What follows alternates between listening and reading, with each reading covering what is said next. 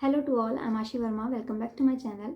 Recently Allahabad high court का result आया है जिसमें काफ़ी लोगों का सिलेक्शन हुआ है, तो सभी को कॉन्ग्रेचुलेशंस। जिन जिन लोगों का नेक्स्ट लेवल टाइपिंग है, हिंदी और इंग्लिश टाइपिंग, तो उनमें से काफ़ी लोगों को ये क्वेरी है कि किस तरह से उनकी टाइपिंग स्पीड जो है वो बढ़ सकती है। तो डेफिनेटली ये वीडियो आपके लिए बहुत हेल्पफुल रहने वाला है, क्योंकि मैं आपको कुछ ऐसी टिप्स दे सकती हूँ जिससे आपकी टाइपिंग की स्पीड जो है वो 1 महीने के अंदर अंदर बढ़ सकती है। लेकिन अगर आप बिल्कुल जैसे जैसे मैं आपको बताऊँ उस तरह से आप उसको फॉलो करोगे तो डेफिनेटली आपकी स्पीड बढ़ जाएगी। लेकिन उससे पहले मैं उन लोगों से बात करूँगी 2 मिनट की जिनका सिलेक्शन नहीं हुआ है मेरी तरह। तो हाँ, मेरा भी नहीं हुआ है, और जिन जिन का नहीं हुआ है उनको थोड़ा मतलब बुरा लग रहा है, लेकिन कोई बात नहीं, आगे हम और मेहनत करेंगे और नेक्स्ट भी एग्ज़ाम हमारे लिए आ रहे हैं, हम उनकी तैयारी करेंगे। लेकिन जब 1 या 2 नंबर से एग्ज़ाम रह जाता है ना, तो काफ़ी बुरा लगता है, जैसे कि मुझे भी लग रहा है, शायद 1 या 2 नंबर से ही रहा होगा। तो इस तरह से काफ़ी दुख होता है। लेकिन इसमें अभी हमारी सोचने वाली बात यह है कि जिन जिन लोगों का 1 या 2 नंबर से पेपर रहा है, तो इसका मतलब ये है कि ऐसा तो नहीं है कि उनकी तैयारी नहीं है या उनमें पोटेंशियल नहीं था करने का। हमने तैयारी भी अच्छी की थी और हम कर भी सकते थे, लेकिन कहीं ना कहीं मुझे ऐसा लगता है कि हमारे अंदर कुछ कंसंट्रेशन की कमी है, या फिर थोड़ा कॉन्फिडेंस की कमी रही होगी, क्योंकि हमसे बहुत सारी सिली मिस्टेक्स हुई हैं। जिन जिन लोगों का ना आसपास के नंबरों से नहीं हुआ है, उनमें डेफिनेटली कहीं ना कहीं कॉन्सेंट्रेशन की कमी है। क्योंकि मेरे से भी ऐसी सिली मिस्टेक्स हुई हैं कि मैंने बबल गलत फिल कर दिया, या फिर ये घर आकर ऐसा लग रहा है कि ये वाला क्वेश्चन आता था, इसमें ये वाली मिस्टेक हो गई, ये गलत हो गया।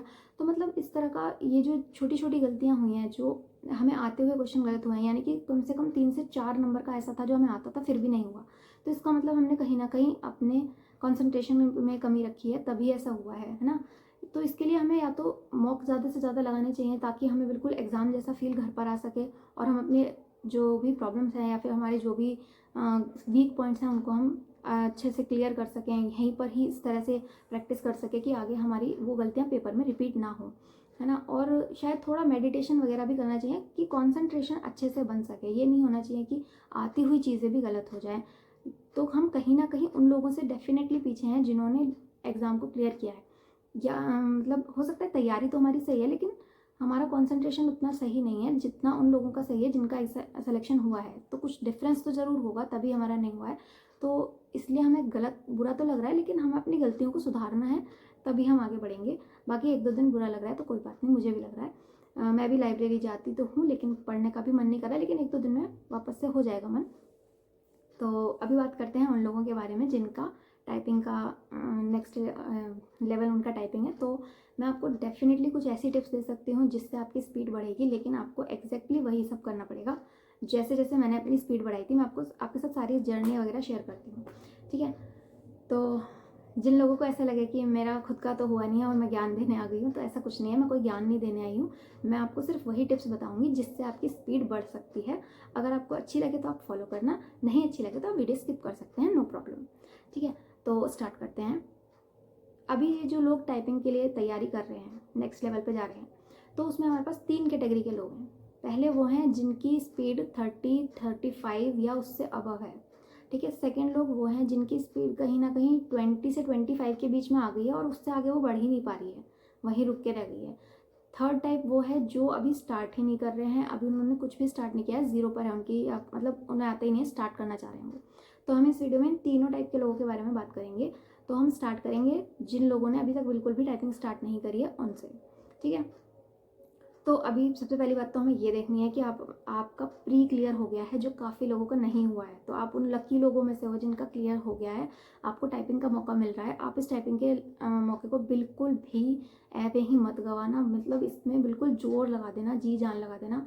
अगर मैं वो लकी पर्सन होती तो मैं सच में बिल्कुल सब कुछ छोड़ के टाइपिंग में इतनी बुरी तरह लग जाती, क्योंकि इतना जल्दी जल्दी इसके सारे काम हो रहे हैं। आप सोचो, एकदम से एग्ज़ाम हुआ, ठीक 1 महीने बाद इसका रिजल्ट आ गया, और जल्दी ही इसका वो आगे का भी प्रोसेसिंग जल्दी जल्दी हो जाएगी, टाइपिंग का भी एग्ज़ाम जल्दी आ जाएगा और उसका रिजल्ट भी आ जाएगा। मतलब आप ये समझ सकते हो कि शायद 2-3 महीने के अंदर अंदर, 3 या 4 ज़्यादा से ज़्यादा महीने के अंदर आपके पास एक ज्वाइनिंग लेटर होगा। तो आप इस चीज़ को बिल्कुल भी हल्के में मत लेना।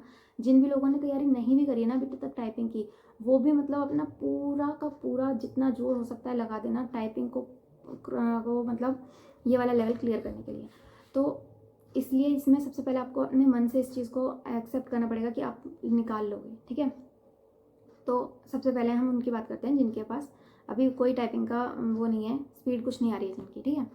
तो जो लोग अभी स्टार्ट करना चाहते हैं तो उनके लिए मेरे पास एक चैनल है, मतलब मेरे पास नहीं है, जिससे मैंने टाइपिंग सीखी थी, यूट्यूब का वो चैनल जिससे मैंने टाइपिंग सीखी थी। आप भी उन्हीं को फॉलो करके टाइपिंग सीख सकते हो, या आपको कोई और अच्छा लगता है तो उससे भी सीख सकते हो। लेकिन मैंने जिनसे सीखी थी उनका नाम भी मैं मेंशन कर दूंगी स्क्रीन पर। उनकी आईडी थी TechAvi08 ऐसे करके थी। तो उस चैनल पर उन्होंने हर तरीके की टाइपिंग की प्लेलिस्ट बनाई हुई है, हिंदी इंग्लिश। हिंदी में उन्होंने मंगल स्क्रिप्ट और कृति दोनों की बनाई हुई है। तो मंगल इनस्क्रिप्ट वाली आपको देखनी है उनकी प्लेलिस्ट, उसमें शायद 14 वीडियोज़ हैं। तो अब आपको क्या करना है, सबसे पहले आप अपने दिन को ना डिवाइड कर लेना, दिन के घंटे डिवाइड कर लेना। पूरे दिन में कम से कम आपको, अगर आप बिल्कुल ही स्टार्टिंग कर रहे हो तो आपको ज़्यादा से ज़्यादा टाइम देना पड़ेगा, 7 से 8 घंटे या जितना भी हो सके आप दे दो। अभी थोड़े टाइम के लिए आप अगर पढ़ाई ना भी करो तो चलेगा, क्योंकि आप अपने नेक्स्ट लेवल को अगर बेस्ट दोगे तो आपके पास जॉब होगी। इसलिए मतलब इससे ज़्यादा तो अच्छी कोई बात नहीं हो सकती है ना। तो आप अपना इस चीज़ में अपना पूरा का पूरा टाइम लगा देना, पूरा जोर लगा देना।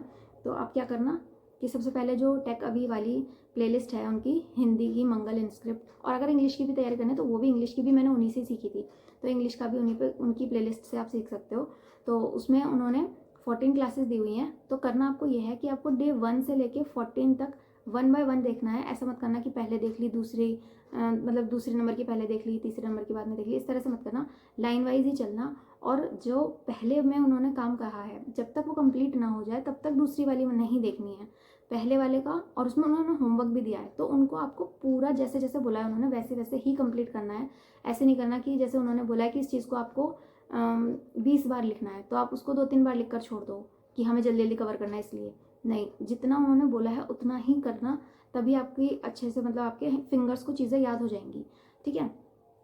तो सबसे पहले आपको उनकी सारी प्लेलिस्ट में से सारी वीडियोस को एक एक करके कवर करना है। अब आपके पास क्योंकि टाइम कम है, आपको जल्दी से जल्दी अपना स्पीड बढ़ाना है, तो वो जो 14 वीडियोस हैं उनको आप 7 डेज़ में कवर करने की कोशिश करना है। यानी कि एक दिन में 2 वीडियोस, 2 दिन का काम एक दिन में करने की कोशिश करना। लेकिन जो भी उन्होंने होमवर्क दिया है उसको आपको पूरा करना है। इसलिए आपको बहुत सारा टाइम शायद टाइपिंग को देना पड़ेगा, क्योंकि आप बिल्कुल स्टार्टिंग कर रहे हो, तो इसलिए आपको काफ़ी टाइम देना पड़ेगा, ऑब्वियस सी बात है। लेकिन आपको करना है तो देना ही पड़ेगा, ठीक है। तो शुरुआत से आप उसकी सारी लिस्ट को देखना, उनका सारा होमवर्क करना। हाँ, ऐसा कर सकते हैं जैसे किसी किसी चीज़ में उन्होंने ऐसे बोला है कि 50 बार लिखना, तो आप 50 बार ना लिख के शायद 25-30 बार लिख दो, तो भी आपको अगर लगता है कि हाँ हो गया तो कर सकते हो। लेकिन ऐसा मत करना कि 50 को 5 बार लिख दिया बस, कि उन्होंने बोला 50 बार लिखना है को और आप बस 5 ही बार लिख रहे हो, ऐसा मत करना, ठीक है। जब तक आपकी फिंगर्स को ये याद ना हो जाए कि कौन सा की से कौन सा लेटर प्रेस हो रहा है, तब तक आप उसको प्रैक्टिस को अच्छे से अच्छे करते रहना। तो एक दिन में 2 वीडियो करोगे तो इस तरह से 7 डेज़ में आपकी वो पूरी प्लेलिस्ट खत्म हो जाएगी, ठीक है। अब आपकी फिंगर्स को कहीं ना कहीं थोड़ा थोड़ा आइडिया हो जाएगा कि कौन सी की से कौन सा बटन प्रेस होगा, ठीक है। फिर सेकंड काम आपको ये करना है कि अब आपको अपनी स्पीड पे थोड़ा मतलब वर्क करना है, कि आपको देखना है कि कितना आपको याद रहता है। तो अभी तो आप फ्री वाली जो वेबसाइट होती है टाइपिंग बाबा, टाइपिंग मास्टर की, कोई सी भी वेबसाइट पर खोलो, 10 मिनट का टाइमर लगाओ और उनका जो पैराग्राफ है उसको टाइप करना स्टार्ट कर दो। तो जब आप वेबसाइट पर अपनी टाइपिंग स्टार्ट करोगे टाइमर लगाकर 10 मिनट का, तो उसमें आपको सबसे ज़्यादा ध्यान इस चीज़ पर देना है कि आपकी एक्यूरेसी होनी चाहिए। यानी कि आप पहले स्पीड पर ध्यान मत देना कि मेरी स्पीड ज़्यादा आनी चाहिए, स्पीड पर फर्स्टली आपको ध्यान नहीं देना है, आपको ध्यान देना है एक्यूरेसी पर, कि आप अपने बटन को सही दबा रहे हो या नहीं दबा रहे हो, जो लिखना है वही लिख रहे हो। ऐसा मत करना कि स्पीड आने के चक्कर में आप जल्दी जल्दी में कुछ गलत वर्ड दबा रहे हो, फिर बैक स्पेस कर रहे हो, फिर दबा रहे हो, फिर ऐसा मत करना। इससे आपकी ना तो स्पीड बढ़ेगी और ना ही एक्यूरेसी आएगी। इसके लिए आपको क्या करना है मैं बताती हूँ। जैसे आपको कोई लेटर दबा रहे हो आप, ठीक है, स्टार्टिंग में ऐसा होता है कि हमें याद नहीं आता कि कहाँ से कौन सा बटन था, ऐसा होता है। लेकिन ये बिल्कुल भी कोई नई चीज़ नहीं है कि आपको याद नहीं रह रहा, ऐसा किसी को भी याद नहीं रहता। वो बस याद तभी रहेगा जब आप उसको बहुत बार दबाते जाओगे ना, तभी आपको वो याद होगा कि इस वाली फिंगर से ये वाला बटन दबेगा, ठीक है। तो जैसे आप मान लो, मैं एक एग्जाम्पल की तरह से लेती हूँ, जैसे आपको वर्ड लिखना है हमारा, तो अब क्या होगा कि आप बीच में मतलब टाइप करते करते भूल जाते हैं कि कहाँ से हा दबने वाला था। तो अब क्या करते हैं, कोई कोई लोग जल्दी जल्दी में क दबा देते हैं, फिर बैक करते हैं, नहीं इससे नहीं था, इससे नहीं था। ऐसा मत करना। सबसे पहले आप सोचना कि किससे था, याद आएगा, एक थोड़ी सी देर में याद आ जाएगा कि इस वाले से था। लेकिन आप उसको अपनी इस दिक्कत को, इस चीज़ को वहीं के वहीं कैसे सही कर सकते हो, कि अब आप क्या करो कि इस वाली फिंगर से हा दबाना था, तो उसको ना वहीं पे 5 से 6 बार दबा दो, मुंह से बोल बोल के। ऐसे नहीं कि ऐसे ऐसे दबा दिया, ऐसे नहीं दबाना, उसको मुंह से बोलना ऐसे बोलना है बार बार। इस उंगली को याद कराना है हमें, अपने फिंगर को ये याद कराना है कि इस वाले लेटर से ये दबेगा। जिनको भी ये प्रॉब्लम आ रही है कि वो उनकी स्पीड नहीं बढ़ रही या फिर उनको वर्ड याद नहीं रह रहा, तो आप ना उसी फिंगर से उस वर्ड को बार बार दबाओ, बोल के, ठीक है। उसके बाद आप उस लेटर से स्टार्ट होने वाला वर्ड बनाओ वहीं के वहीं। जैसे कि ह से लिखना था तो हमारा, ऐसे वर्ड लिखो पूरा, मारा। बार बार उस उंगली को याद दिलाओ कि इसी से ह दबेगा, मारा, ऐसे करो। उसके बाद वही लेटर किसी ऐसे वर्ड को लिखो जो वो लेटर बीच में आता हो। जैसे कि आप लिख सकते हो परिवहन, तो परिवहन। आपको बार बार इस उंगली को याद कराना है कि हा होगा। तो इस तरह से इसको बार बार जब आप लिखोगे ना तो याद हो जाएगा। उसी टाइम उस दिक्कत को ठीक कर लो। जिस भी लेटर को आप भूल रहे हो ना, जैसे ह म या कोई भी लेटर आप भूल रहे हो, तो उसके साथ सेम चीज़ करना। म भूल रहे हो तो बार बार उस म को दबाते रहो। फिर उस म से स्टार्ट होने वाला कुछ मिट्टी, मृदा, कुछ भी वर्ड ऐसा लिख सकते हो। इस तरह से उस लेटर को वहीं के वहीं ठीक कर लेना, तो आपकी स्पीड धीरे धीरे धीरे धीरे आने लग जाएगी। आपकी फिंगर्स को रट जानी चाहिए कि कौन सी चीज़ से क्या दबेगा। जैसे कि मैं बार बार ए की मात्रा इससे भूल जाती थी कि ए की मात्रा इससे दबेगी, तो इसलिए मैं इसको काफ़ी बार बिना बात की मतलब ए दबाते रहो कि ए इससे दबेगा, ए इससे दबेगा। मन मन में इसको याद करा लो। ये हम इसलिए ऐसा कर रहे हैं क्योंकि हमें बहुत जल्दी इसको याद करना है।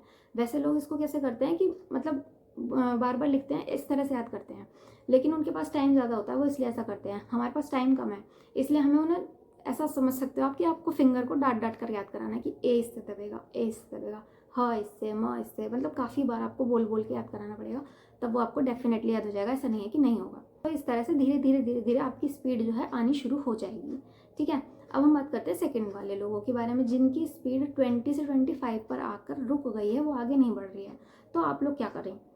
देखो, सबसे पहले ना आप कोई पैराग्राफ निकाल लो, कोई एक पैराग्राफ उठाओ। जिस भी साइट से आप टाइपिंग करते हो उसका एक पैराग्राफ उठाना, उस एक पैराग्राफ को टाइप करना, ठीक है। आपकी रेगुलर वाली स्पीड आएगी जो भी आती है। फिर आप उसमें अपनी एरर को ढूंढना, सारी जो भी एरर्स आ रही हैं उनको एक जगह लिख लेना। उसके बाद MS वर्ड पर जाकर उन्हीं वर्ड्स को कम से कम 20-20 बार, एक वर्ड को 20 बार टाइप करना कि इन वर्ड्स में दिक्कत आ रही थी, तो इन वर्ड्स को आप 20 बार लिख लो, ठीक है। उसके बाद वापस से उसी पैराग्राफ पर जाओ और उसको दोबारा लिखो, और एक ही पैराग्राफ को कम से कम आप 5, 6 या 7 बार, जब तक आपकी स्पीड, जैसे कि मान लो आपकी स्पीड आती है 18, तो जब तक आपकी स्पीड 20 या 21 नहीं आ जाए तब तक आप उसी एक पैराग्राफ को लिखो। ऐसा नहीं है कि आपको ये चीज़ मतलब फ़ायदा नहीं करेगी, बहुत फ़ायदा करेगी। ऐसा करो आप तब तक जब तक आपकी उसी एक पर्टिकुलर पैराग्राफ में स्पीड ज़्यादा नहीं आ जाए ना, तब तक आप उसको लिखते रहो। फिर क्या करो, फिर दूसरा पैराग्राफ उठा लो, ठीक है। उस पैराग्राफ को आप तब तक टाइप करो जब तक उस पैराग्राफ में आपकी स्पीड उतनी ज़्यादा नहीं आ जाती, जितनी रेगुलर आती है ना उससे ज़्यादा आनी चाहिए। तो इस तरह से जब आप बार बार एक ही पैराग्राफ को लिखोगे ना, एक पैराग्राफ को 5 बार लिखो, फिर दूसरा पैराग्राफ को 5 बार लिखो, जब तक लिखते रहो जब उस एक पैराग्राफ में आपकी स्पीड ज़्यादा नहीं आ जाती। तो इस तरह से आप जब एक नए पैराग्राफ को लिखोगे ना, आपकी स्पीड डेफिनेटली ज़्यादा आएगी ही आएगी, ऐसा नहीं है कि नहीं आएगी, ठीक है। और मन मन में ना अपना कीबोर्ड इमेजिन करते रहो। जब आपकी स्पीड बढ़ानी होती है ना आपको, तो आपको थोड़ा सा इमेजिन करना पड़ता है कि अच्छा ये वाला बटन इससे था, ये वाला बटन इससे था। सारा ध्यान सिर्फ कीबोर्ड पर लगा दो कि इससे था। इससे आपको डेफिनेटली ध्यान मतलब फ़ायदा होगा, ठीक है। तीसरी बात हम करते हैं उन लोगों की जिनकी स्पीड 30 से 35 या उससे ज़्यादा है। आपके लिए क्या सजेशन है? वैसे तो आप लोगों की स्पीड काफ़ी अच्छी है, तो आपके लिए ये सजेशन है कि आप एक तो जो साइन होते हैं जैसे ब्रैकेट है या स्लैश वगैरह हैं, जो भी साइन है उनका ज़्यादा से ज़्यादा आप प्रैक्टिस कर लेना, क्योंकि जब वो हमारी टाइपिंग की स्किल्स देखना चाहते हैं तो वो डेफिनेटली सारी चीज़ें ही देखेंगे उसमें कि ब्रैकेट वगैरह किस तरह से इनको लगाने आते हैं नहीं आते हैं। तो आप सबसे पहले तो ये है कि आप अपने ब्रैकेट्स की अच्छे से अच्छे प्रैक्टिस कर लेना कि ब्रैकेट्स आपको अच्छे से लगाने आते हैं। दूसरी चीज़ की आपको इस तरह से प्रैक्टिस करनी है कि पहले हिंदी का पैसेज लिखा, उसके जस्ट बाद इंग्लिश का लिखा, फिर हिंदी का करा, फिर इंग्लिश का करा। मतलब आपको ना लगातार हिंदी हिंदी नहीं करनी है कि हिंदी करते जाओ फिर इंग्लिश करते जाओ, ऐसा मत करना। हिंदी का करना, फिर इंग्लिश, फिर हिंदी, फिर इंग्लिश, क्योंकि वहाँ पर आपको एक साथ दोनों लिखनी है। तो कभी मतलब मोस्टली ऐसा होता है जैसे हम हिंदी के कर रहे हैं तो हमारी फिंगर ना हिंदी पर ही सेट हो जाती हैं, फिर जब हम इंग्लिश की लिखते हैं तो थोड़ी सी हमारी कम हो जाती है उसकी स्पीड, मतलब फिंगर्स को याद कराना पड़ता है कि हाँ यहाँ था इंग्लिश का।